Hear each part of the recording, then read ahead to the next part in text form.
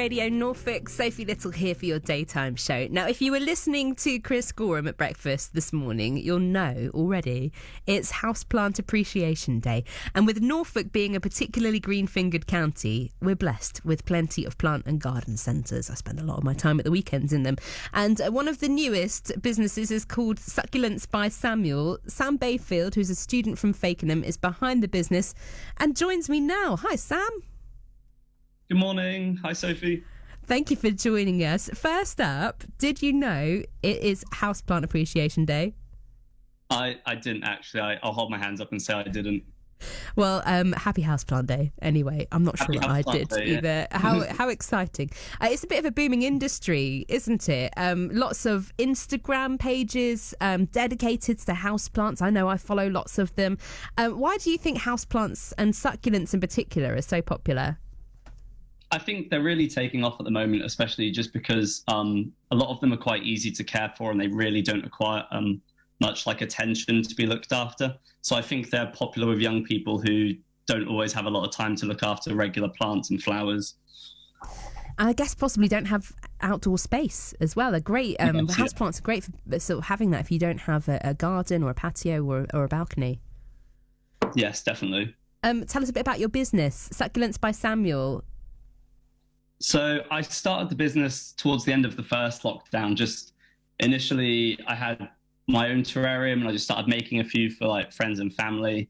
And then I figured, I could start up an Instagram page. And then it transpired from an Instagram page to online to suddenly doing a few events every year. And yeah, it's taken off quite well. It's really nice. Should we break it down a bit as well? So what, first of all, what is a succulent? Can you tell us? So a succulent is actually defined as just being a sap-filled plant. So there's all kinds of different types of succulents. You can get hardy succulents that are really hardy and just will withstand anything. You could leave it without watering for about 3 months and they'd still be perfectly fine. But basically, yeah, a succulent just means it's a sap-filled leaf. So when you cut it open, it's just like pure liquid. A bit like is aloe vera a succulent? Yeah, aloe vera is a type of succulent, all aloes. Have you ever done that? Well, you must have, but I'm wondering if anybody else has. When you squeeze aloe vera out of a plant to rub on a burn or something like that. I've done that before.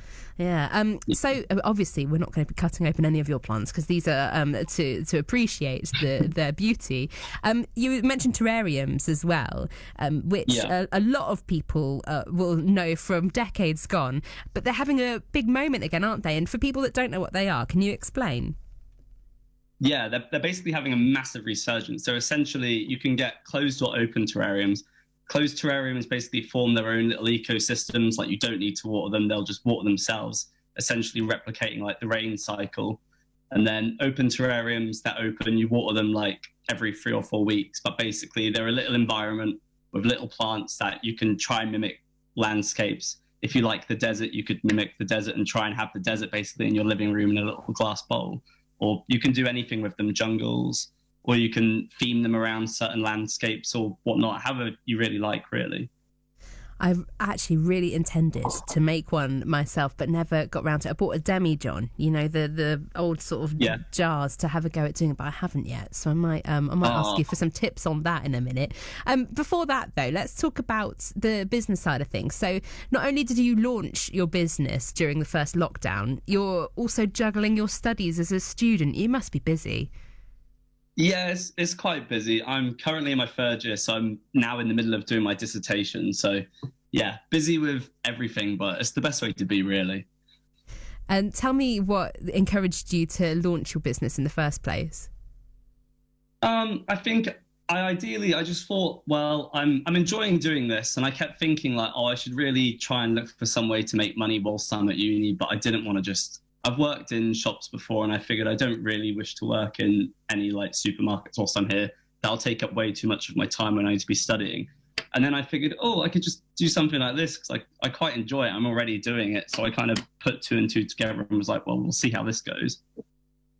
And how's it been so far? Have you got regular clients? Yeah, it's been really busy. I launched my Etsy shop last March, and I think currently I'm just shy of 600 sales in 8 or 9 months. So it's gone really, really well.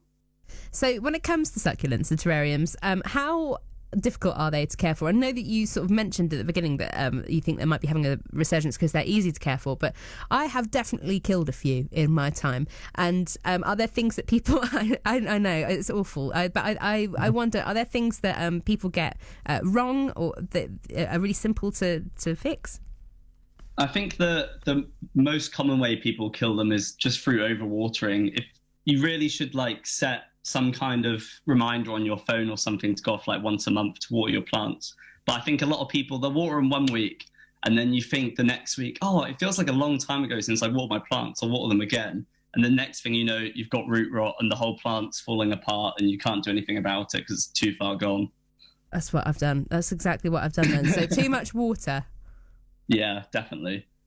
So, okay, right. An alarm on the phone is a brilliant idea for that as well. And what about light? How much light do they need? But it varies, but most of them like full to partial sunlight. So if you have them in a nice bright window, they should be absolutely fine. There's only a couple of types that really, if they're in bright light, their leaves might drop off. But most, full or partial sun. So if you've got a nice windowsill or if you've got a bookshelf away from the window, that would be perfectly fine as well. I've done that as well. I've definitely offed a few with too much strong light. I've got a south-facing window that I put an entire collection on once, and they didn't fare well.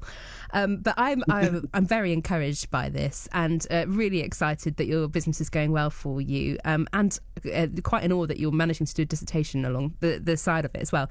Coming back to this demijohn, then, this would be good if anyone wants to have a go at, I guess, at making something similar at home. What would you do with a demijohn? Would you turn it into a terrarium, and how would you do it? Yeah, definitely turn it into a terrarium. There's basically just some easy steps to follow. You start with some small grit stones as a base level, only a few centimeters, just to create almost like a well for the whole enclosure.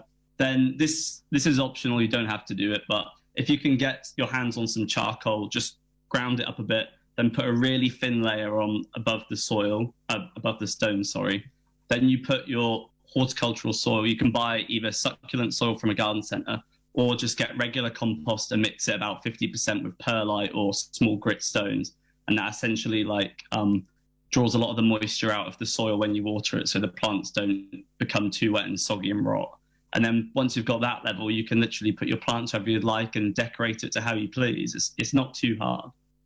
I'd obviously have to do that with some kind of tweezers or contraption, I think. Well, you've just been so helpful, Sam. Thank you. I'm going to have a go at that this year at some point, I think. But anybody that wants to check out your succulents, it's Succulents by Samuel. Do you just pop that into a search engine? Yeah. I'm mostly big on Instagram, but I have a Facebook and a Twitter as well. So fab. And what's your Instagram handle?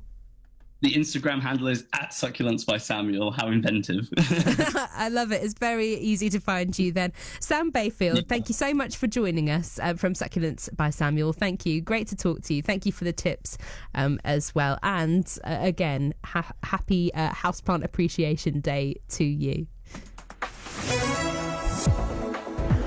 So having a look at the